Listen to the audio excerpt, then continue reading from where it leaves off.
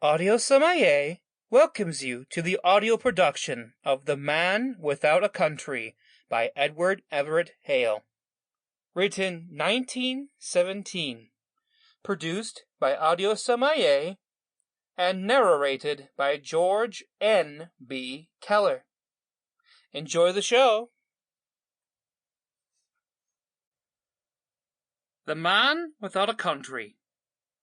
I suppose that very few casual readers of the New York Herald of August 13th, 1863, observed in an obscure corner, among the deaths, the announcement, "Nolan died on board U.S. corvette Levant, latitude 2 degrees, 11 degrees south longitude, 131 degrees west, on the 11th of May.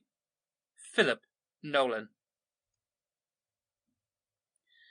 I happened to observe it because I was stranded at the old mission house in Mackinaw, waiting for a Lake Superior steamer, which did not choose to come, and I was devouring to the very stubble all the current literature I could get hold of, even down to the deaths and marriages in the Herald. My memory for names and people is good, and the reader will see, as he goes on, that I had reason enough to remember Philip Nolan.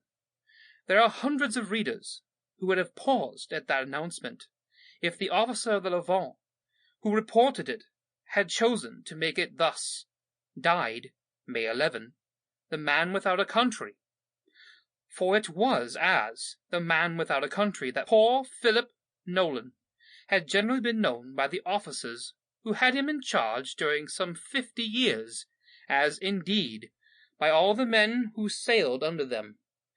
I dare say there is many a man who has taken wine with him once a fortnight, in a 3 years' cruise, who never knew that his name was Nolan, or whether the poor wretch had any name at all. There can now be no possible harm in telling this poor creature's story. Reason enough there has been till now, ever since Madison's administration went out in 1817, for very strict secrecy, the secrecy of honor itself, among the gentlemen of the Navy, who have had Nolan in successive charge.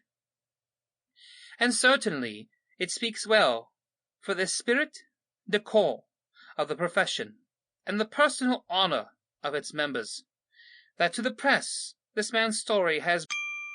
Sample complete. Ready to continue?